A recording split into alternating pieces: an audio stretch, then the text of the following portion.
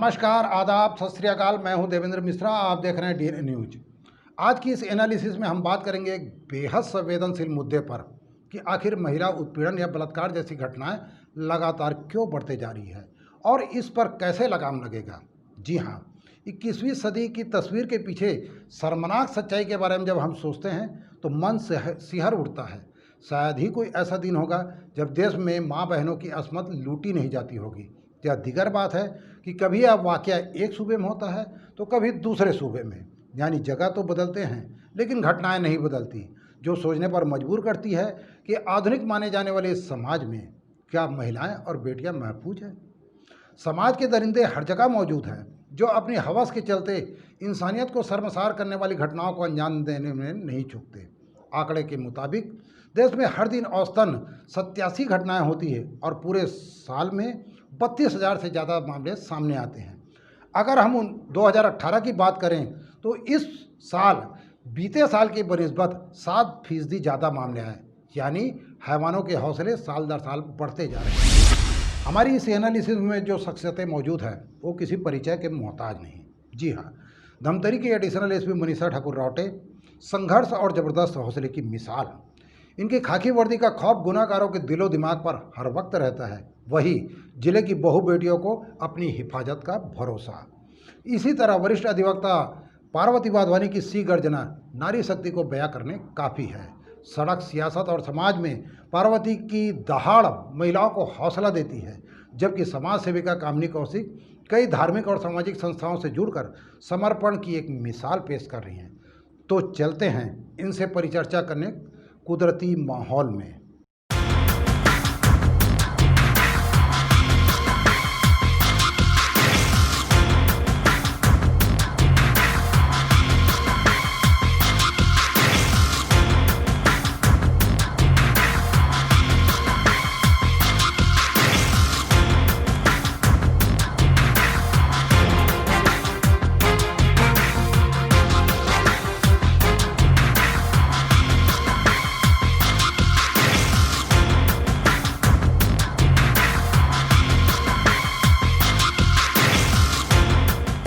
नमस्कार, डीएनए के इस परिचर्चा कार्यक्रम में हम अभी अपने सभी मेहमानों का स्वागत करते हैं। हमारे बीच में मौजूद है धमतरी की एडिशनल एसपी मनीषा ठाकुर रावटे, वरिष्ठ अधिवक्ता पार्वती वाधवानी जी और समाज सेविका कामिनी कौशिक जी। हमारा विषय है धमतरी में और देश में हो रही घटनाएं, खास तौर पर महिला उत्पीड़न और नारियों के साथ जो अत्याचार हो रहा है। बातचीत का सिलसिला हम शुरू करते हैं एडिशनल एसपी मनीषा ठाकुर रावटे से, जिनके यहाँ पदस्थापना के बाद जिले की बहु बेटियों पर ये विश्वास हुआ था कि अब वो महफूज हैं और गुनाहगारों के हौसले कहीं न कहीं पस्त हुए हैं। मनीषा जी, आप बीते 1-1.5 साल से यहाँ हैं और यहाँ एक जो महिला शक्ति है उसको विश्वास हुआ है। उस विश्वास को पुख्ता करने के लिए बतौर पुलिस ऑफिसर आपकी तरफ से और क्या प्रयास किए जा रहे हैं?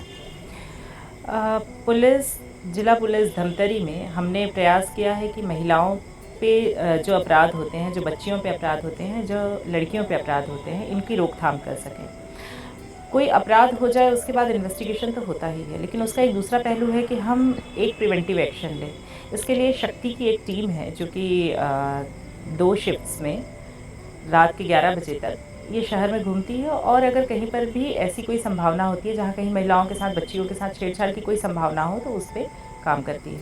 इसके अलावा हमने अलग अलग थानों में महिला डेस्क की भी स्थापना की है।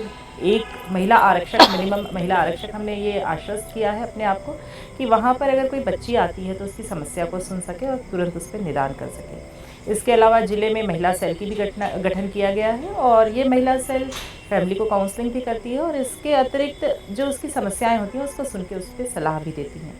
और इसके साथ ही हमने ये सुनिश्चित किया है कि जो महिलाओं से संबंधित अगर कहीं पे कोई अपराध घटित होता है तो उस पर त्वरित कार्रवाई हो और कार्रवाई करके उसको कोर्ट में प्रस्तुत किया जा सके। हमारे साथ में महिला अधिवक्ता भी हैं और आप भी हैं।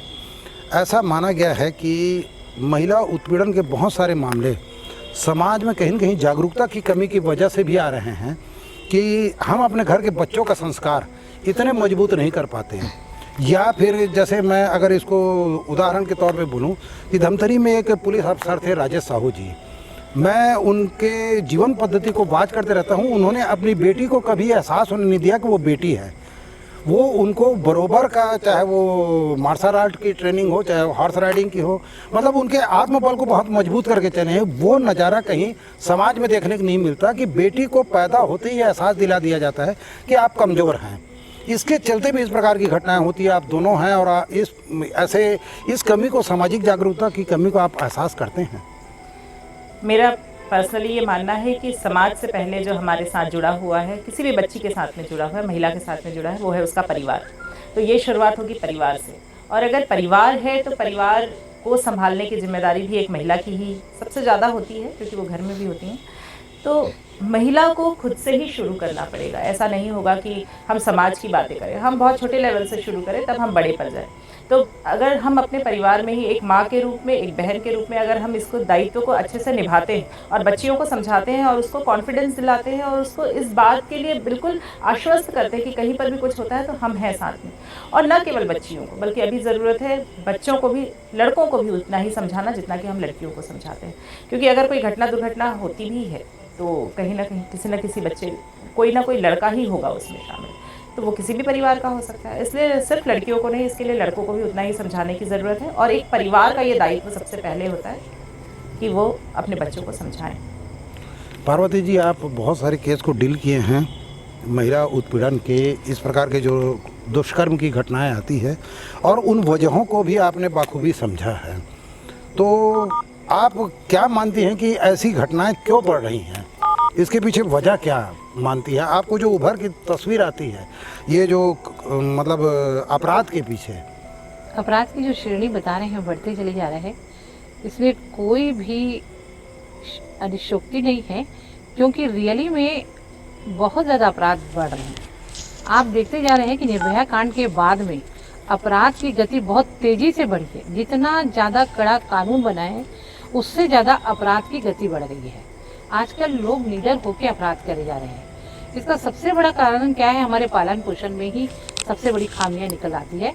हम अपने घर में अपने बच्चियों, लड़कियों को ये कह देते हैं कि तुम लड़की हो, तुम ये काम नहीं करो, लेकिन हम कभी लड़कों को ये नहीं कहते हैं कि जो तुम्हारी ये बहन है, उसके अनुसार दूसरी की भी बहन तुम्हारी ही बहन है। ये संस्कार यदि हम हर बच्चों में डाला जाए तो अपराध की कमी आएगी, लेकिन ये हम संस्कार अपने बच्चों को नहीं दे पा रहे। दूसरा इसका कारण सबसे बड़ा रहता है, वो है अपनी मोबाइल्स, जो अपने दूरदर्शन संचार बोला जाता है जिसे, उसकी सबसे बड़ी खामियां उसमें चली जा रही है। क्योंकि आज के ज़माने में मोबाइल में इतनी ज़्यादा अश्लील तस्वीरें आ जा रही है जिससे लोगों को उत्तेजना बढ़ाया जा रहा है, वो भी एक कारण है। तीसरा कारण ये है कि आज अपराध में जो है, लड़कियां अपने समय पे घर आए या समय पे अपने कपड़े जो पहनाव है उसको भी यदि अगर रोक टोक अपने तरीके से करे तो उसमें अपराध में कमी आ सकती है। आज के ज़माने में फैशन इतना आगे बढ़ चुका है, हम लोग पश्चिम पद्धति के आगे के अनुसार चले जा रहे हैं। यदि हम भारतीय संस्कृति के अनुसार यदि कपड़ा के पहन रहन करेंगे तो अपराध में निश्चित ही कमी आएगी। कामनी कौशिक जी, आप समाज सेवा से जुड़ी हुई हैं, और हम जो 3 लोग हैं वो कहीं न कहीं पब्लिक से जुड़े हुए लोग हैं, चाहे पुलिस अफसर हो, चाहे अधिवक्ता हो, चाहे मीडिया पर्सन हो।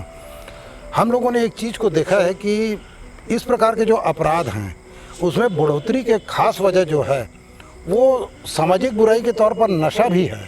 क्योंकि ज़्यादातर मामले जो हमारे समाज में आए हैं कि 70 से 80% मामले इस प्रकार के दुष्कर्म के या नारी उत्पीड़न के मामले नशे की हालत में ही आदमी अंजाम देता है।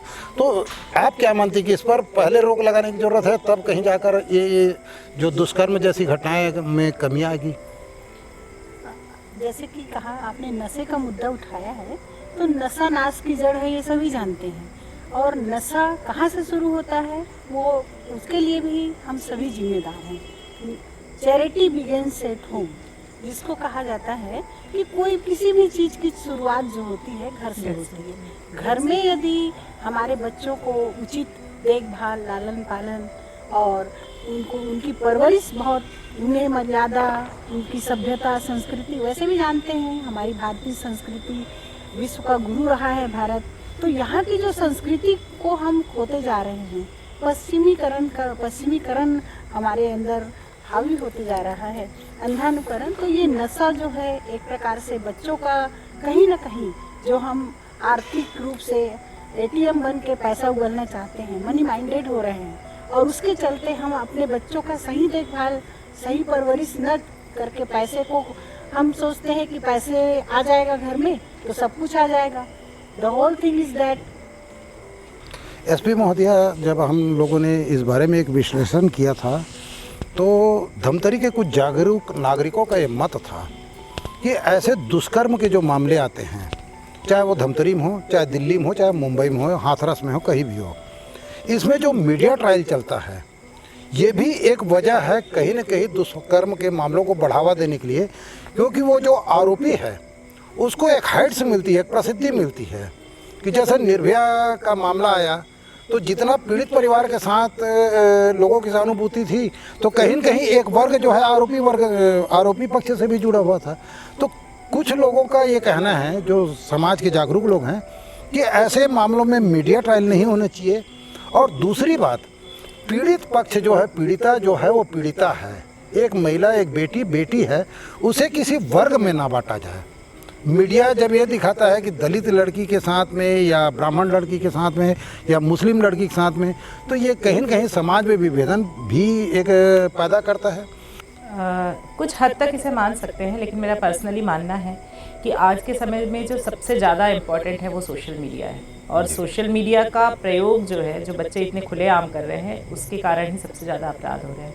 क्योंकि जब कोई क्रिमिनल को हम लेके आते हैं, संबंधित अपराधी को हम लेके आते हैं, और उसके बाद जब हम उसे इंट्रोगेट करते हैं कि क्या हुआ था, और सब चीज़ों का जब एनालिसिस करते हैं, तो उससे ये समझ में आता है कि कहीं ना कहीं वो ऐसे उत्तेजक चीज़ों को देखता है और उसके मन में वो भावनाएं उत्पन्न होती हैं और दुर्घटनाएं होती हैं।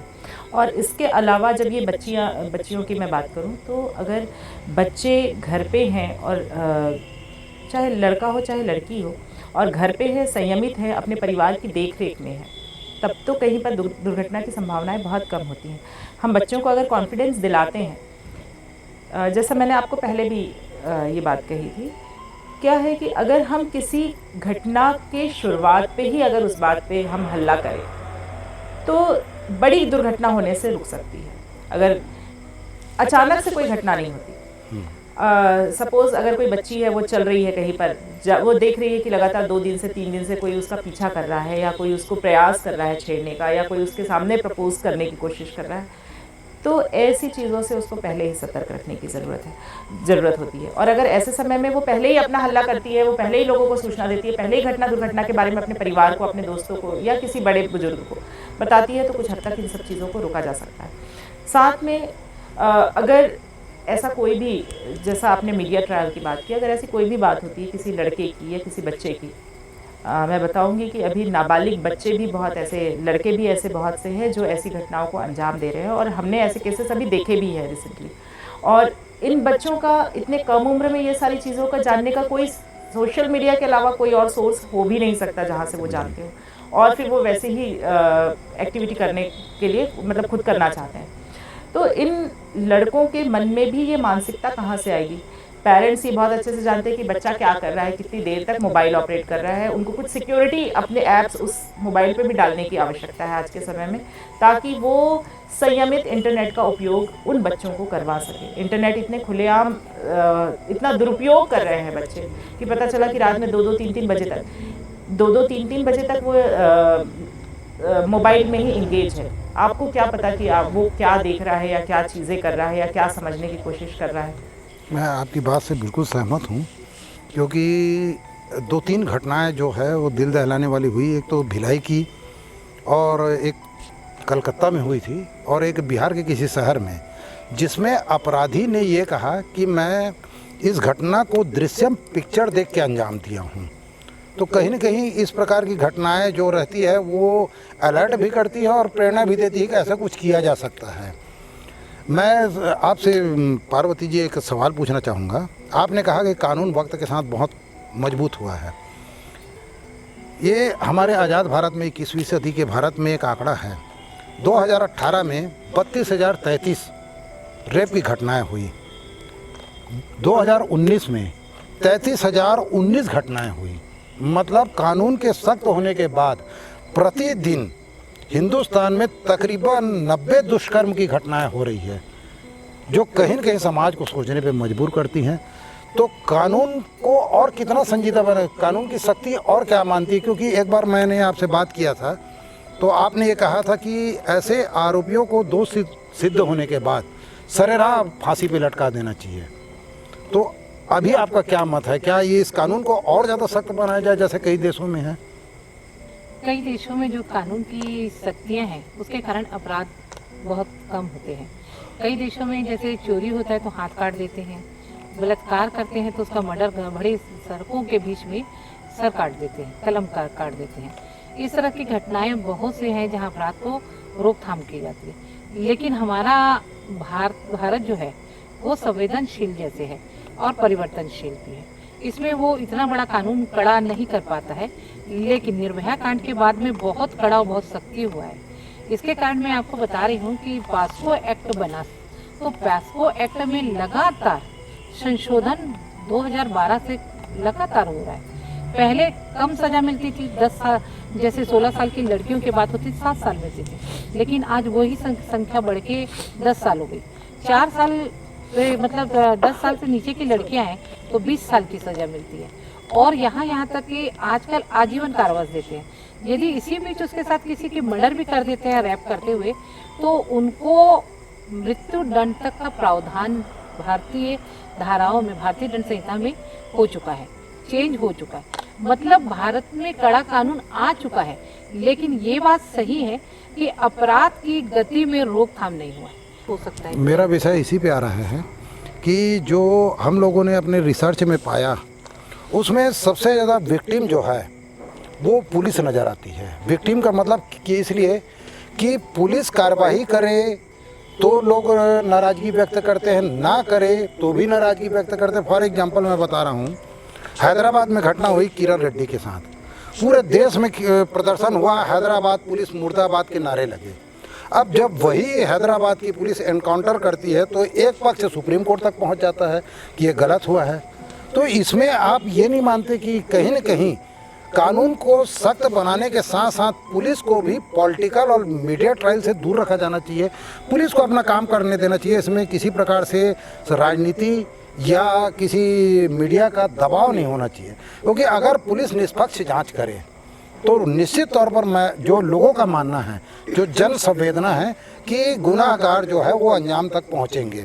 क्योंकि आपने देखा कि जो किरण रेड्डी वाला से रिलेटेड बता रहा हूँ कि जन भावनाएं तो पुलिस के साथ जुड़ी थी, जितने लोग थे सब पुलिस के वाहवाही कर रहे थे। और लोगों ने देखा भी कि मीडिया में, सभी चैनल में, कि पुलिस के ऊपर फूल बरसाए जा रहे थे, तालियां बजाई जा रही थी, सम्मान किया जा रहा था। लेकिन वही दूसरी तरफ समाज के कुछ वर्ग जो है उस पूरे मामले को कोर्ट में ले गए। तो आप एक अधिवक्ता हैं, तो आप ये नहीं समझती कि पुलिस को भी फ्री हैंड देने की ज़रूरत है, कानून जितना भी सख्त बने? ये बात सही है कि पुलिस पर किसी का भी प्रेशर नहीं पड़ना चाहिए। सबसे बड़ी बात ये है कि जो कुछ लोग विरोध करेंगे, देखिए अच्छाई कार्य जो आप करोगे ना, पुलिस लोग बहुत अच्छे कार्य करते हैं, लेकिन पुलिस की एक खामियां उन 99 अच्छाइयों को मार देती है और एक बुराई सामने में लाके अखबारों की सुर्खियों बन जाती है। ये गलत है। पुलिस 99 यदि सही करती है तो वो भी भगवान नहीं है, वो भी इंसान है, कहीं ना कहीं उनसे भी भूल होती है। पुलिस लोग बहुत अच्छे कार्य कर रहे हैं और जो लोग बुराई करने वाले रहते हैं वो करते रहते हैं, उनका कोई नहीं है। और जो हैदराबाद में हुआ वो सराहनीय कार्य था और सारे लोगों ने, पूरे देशवासियों ने माना। एक छोटा सा वर्ग यदि किसी अच्छे कार्य का विरोध करता है तो समाज में उसका ज़्यादा प्रभाव पड़ता ही नहीं है, क्योंकि समाज की बहू बेटियां, ये सारी चीज़ सारे समाज की बहू बेटियां कहलाती है, ना भी तो अपने घर की बहू बेटी नहीं कहलाती, समाज की करती है। अभी के जनरेशन में देखिए किसी एक के साथ भी रैप हो रहा है तो पूरे समाज इकट्ठा हो रहे। हम नहीं जानते हैदराबाद कहाँ है, हमने कभी हैदराबाद नहीं गया है, लेकिन उसके साथ घटना हुई और जिस तरह से पुलिस वहाँ कार्रवाई की है, आज उसकी सर्वत्र प्रशंसा कर रहे हैं। और हम स्वयं आके मीडिया में ये बयान दे रहे हैं कि जो पुलिस ने कार्य किया बहुत ही अच्छा किया। एक मनीषा जी आपसे सवाल है मेरा कि अगर कोई महिला अपने घरेलू हिंसा से पीड़ित है, परिवार से पीड़ित है, वो नहीं चाहती कि कानून के पचड़े में पड़ना, लेकिन इंसाफ भी चाहती है, ऐसे कई लोग हैं, जो थाने में रिपोर्ट नहीं लिखाना चाहते, चाहे वो पति हो, चाहे देवर हो, चाहे कोई भी हो, वो रिपोर्ट भी नहीं लिखाना चाहते, लेकिन उस जो उत्पीड़न है उससे मुक्ति भी पाना चाहते। तो ऐसे लोगों के लिए क्या व्यवस्था है? क्या उनका नाम गुप्त रखकर समझाइश दी जाती है पुलिस की ओर से, बुला कर कि नहीं आइंदा नहीं करना, नहीं तो तुम्हारे खिलाफ FIR हो जाएगा, हम अभी आपको समझाइश दे के भेज रहे हैं, चाहते तो हम FIR भी कर सकते थे, आप ये सब बंद करिए, ऐसे कुछ व्यवस्था है क्या? दर्शक जानना चाहेंगे। पहले तो देवेंद्र जी, इससे पहले जो डिस्कशन चल रहा था उसमें थोड़ा सा मैं संशोधन चाहूँगी। ये आपने बहुत अच्छी बात की कि पुलिस दोनों तरह से काम करती है, निष्पक्ष रह के काम करने में उसको क्या क्या दिक्कतें आती है उसमें भी कहा, लेकिन आपका एक विक्टिम बनना शब्द थोड़ा सा मुझे नहीं अच्छा लगा। एक्चुअली पुलिस विक्टिम किसी भी मामले में नहीं है।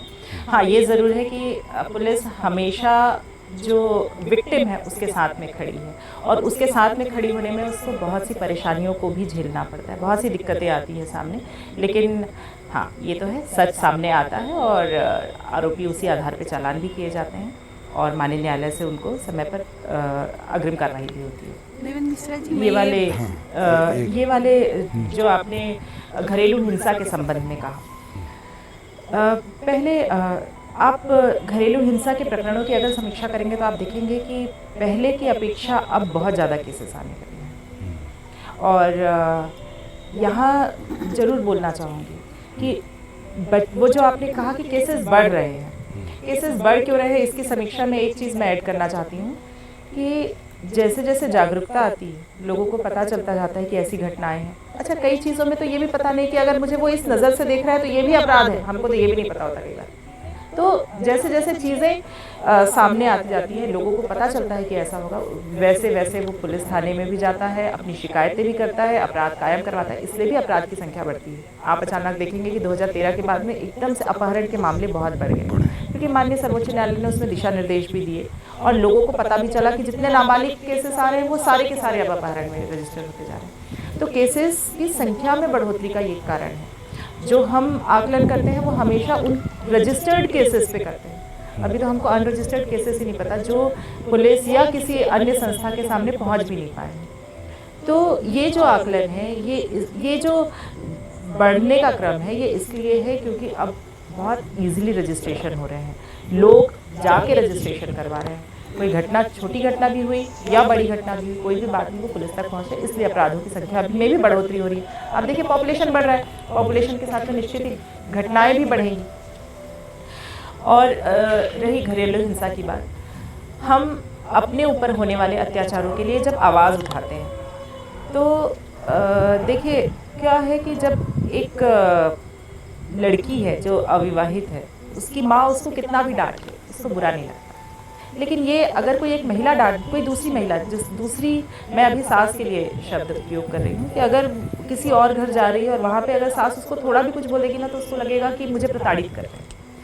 तो थोड़ा अपने अंदर उन भावनाओं को भी रखना चाहिए और आपसी सामंजस्य से ही घर चलता है। और ये कोई नई बात नहीं है कि छोटी छोटी बातों पे नोकझोंक हो, ये हर घर में होता है। आज हम इस डिस्कशन में 4 लोग बैठे हैं, हम सबकी मानसिकता अलग अलग है। हो सकता है कि मैं कुछ चीज़ बोल रही हूँ, इनको सही ना लग रहा हो, या मैडम को सही नहीं लग रहा हो, या उनकी बातें मुझे सही नहीं लग रही हो। आप क्या बोलना चाह रही हैं? मैं वो फैमिली काउंसलिंग और इसी के बारे में बताना चाह रही थी कि ऐसे मतलब मेरे जीवन में 10 ऐसी महिलाएं हैं जिनको मैंने आत्महत्या करने से रोका है। बहुत अच्छा। काउंसलिंग के दौरान बहुत संभ्रांत घर की महिलाएं हैं, और ऐसे ऐसे नौबत आए जब हम उनके घर में या किसी अन्य स्थानों में, हमारे घर इसमें पेपर में भी छपते रहे बहुत, हम हमारे लिए नहीं, हम लोगों ने गुप्त रूप से जा के समझाया, क्योंकि समाज सेवा मेरा धर्म है और उससे जुड़ी हुई हूँ। तो मैं ये जानती हूँ कि महिलाओं के साथ तो गर्भ से ही शुरू हो जाता है, चाहे वो भ्रूण हत्या हो, चाहे वो शिक्षा की असमानता हो, चाहे छेड़खानी का प्रकरण हो, चाहे दहेज प्रकरण हो, चाहे वो माँ के रूप, कोई भी परिस्थिति में। ये अलग बात है, मैं बड़ी बेबाकी से बोलना चाहूँगी इस बात को कि अभी जो परिस्थिति बनी हुई है उसमें महिलाएं तो प्रताड़ित हो रही हैं, पर पुरुष प्रताड़ित समाज भी है।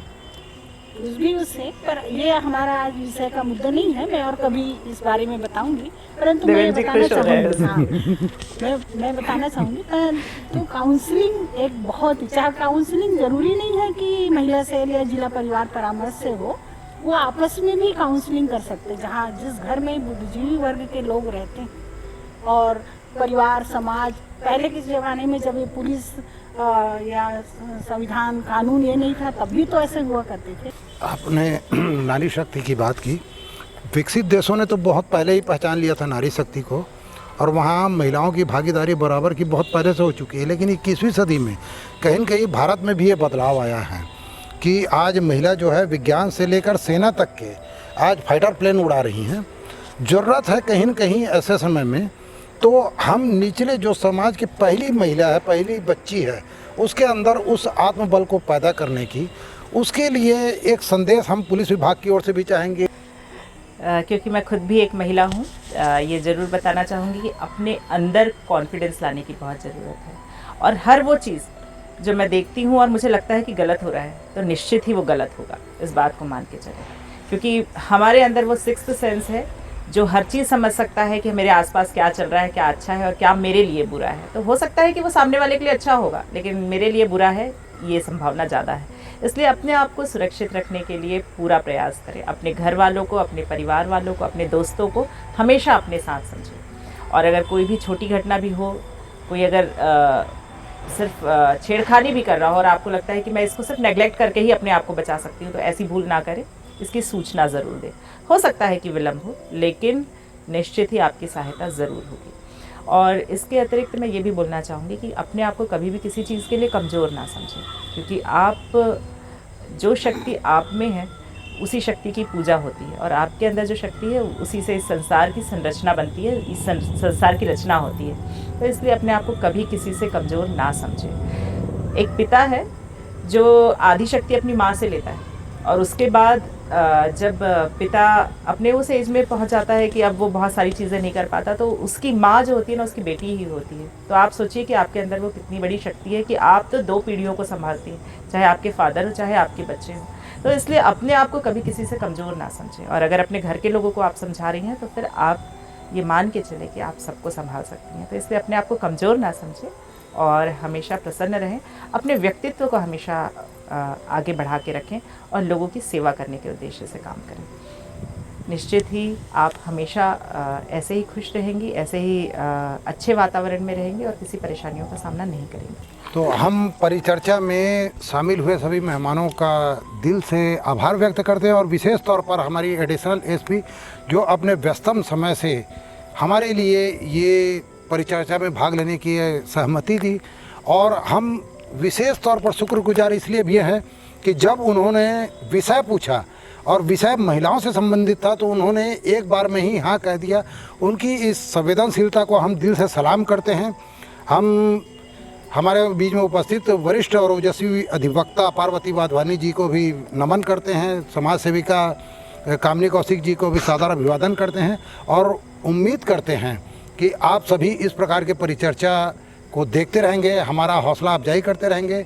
हम और अपने प्रोग्राम में फिर मिलेंगे और किसी अन्य हस्ती के साथ। मुझे दीजिए इजाज़त। जय हिंद। मुल्क की यह तस्वीर सोचने पर मजबूर करती है कि आधुनिक माने जाने वाले समाज में क्या महिलाएं बेटियां महफूज है? कभी निर्भया, तो कभी हाथरस, तो कभी राजस्थान का बारा गाँव, तो कभी और कहीं। समाज के दरिंदे हर जगह मौजूद हैं जो अपनी हवस के चलते इंसानियत को शर्मसार करने वाली घटनाओं को भी अंजाम देने से नहीं चूकते। आखिर ये सिलसिला कब थमेगा? आखिर कब? खैर, विदा लेने के पहले हम तो कवि प्रदीप की ये पंक्तियाँ जरूर याद करना चाहेंगे, जिसमें वे कहते हैं कि देख तेरे संसार की हालत क्या हो गई भगवान, कितना बदल गया इंसान। आज के लिए बस इतना ही। मुझे दीजिए इजाज़त। जय छत्तीसगढ़, जय धमतरी।